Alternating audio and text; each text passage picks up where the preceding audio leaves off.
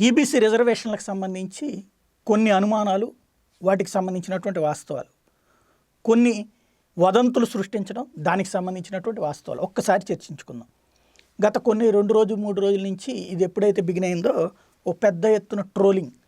8 లక్షల రూపాయలు ఇవ్వడం ఏంటి, 2.5 లక్షల రూపాయలు మామూలు వాళ్ళకైతే అని.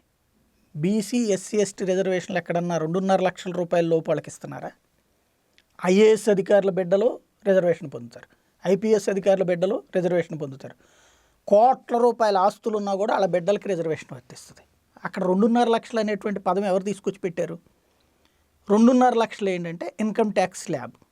ఇన్కమ్ ట్యాక్స్ స్లాబ్ 2.5 లక్షల పైన ఉన్నటువంటి వాళ్ళకి 2.5 నుంచి 5 లక్షల వాళ్ళకి ఒకటి, 5 పైన ఉన్నటువంటి వాళ్ళకి ఒకటి, 10 లక్షల పైన సంపాదించేటువంటి వాళ్ళకి ఒకటి.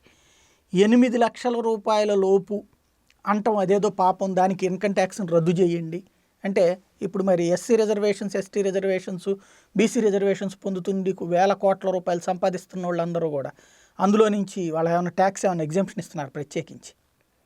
అర్థం పర్థం లేదంటే తెలిసి తెలియక మాట్లాడడం, లేదంటే ఏదో ఒకటి బురజల్లాలని మాట్లాడేటువంటి వాళ్ళు సృష్టించేటువంటి మాటలు ఇవి. ఇది పోతే ఇక లీగల్గా దీని శాంటిటీ ఎంతవరకు ఉంది, దీనికి విలువ ఉందా లేదా, నిలబడతదా లేదా, సుప్రీంకోర్టులో దీని మీద ఎవరైనా ఛాలెంజ్ చేస్తే నిలబడతా లేదు. సుప్రీంకోర్టులో ప్రస్తుతానికైతే అదే శుభం పలకరా పెళ్లి కొడక అంటే ఏదో సామెత ఉంది కదా, ఆ పదం వాడితే బాగోదు, అట్లాంటి పరిస్థితి అనమాట. ముందు లోక్సభలో పెట్టినప్పుడు రాజకీయం, తర్వాత రాజ్యసభలో పెట్టినప్పుడు ఇక్కడ అవ్వదు, రాజ్యసభలోది అయిపోయింది, అయిపోతే ఇంక రాష్ట్రపతి వచ్చింది, ఇంక మళ్ళీ సుప్రీంకోర్టు.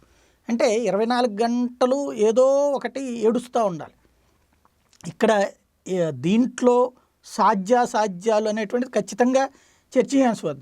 రాజకీయ లబ్ధి కోసమే చేశారు.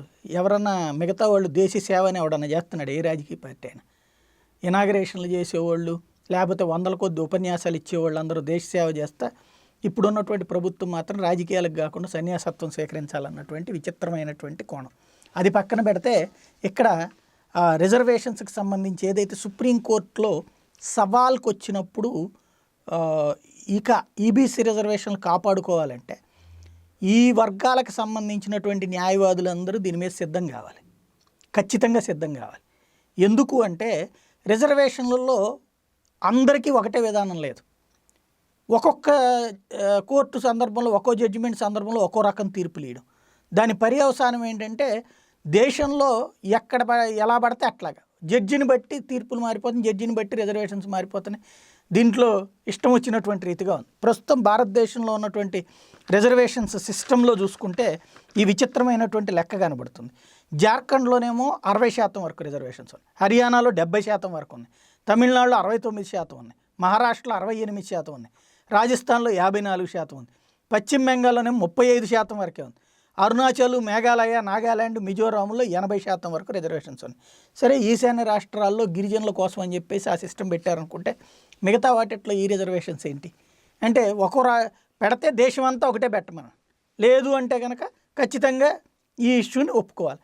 మొదట్లో రిజర్వేషన్స్ పెట్టినటువంటిది నిజంగానే సామాజిక వెనుకబాటుతనం, ఎస్సీ ఎస్టీల వరకు. అది సామాజిక వెనుకబాటుతనం అంటే సుదీర్ఘకాలం పాటు వివక్షకు గురైనటువంటి వర్గాలు వాళ్ళు, ఊళ్ళల్లో కలవనీయకుండా మంచినీళ్ళు కూడా ఎత్తిపోసేటువంటి సిస్టమ్లు, ఊళ్ళల్లో ఉన్నటువంటి బావుల దగ్గరికి, చెరువుల దగ్గరికి కూడా వాళ్ళని రానియకపోవడం, మనుషుల్లాగానే ట్రీట్ చేయకపోవడం.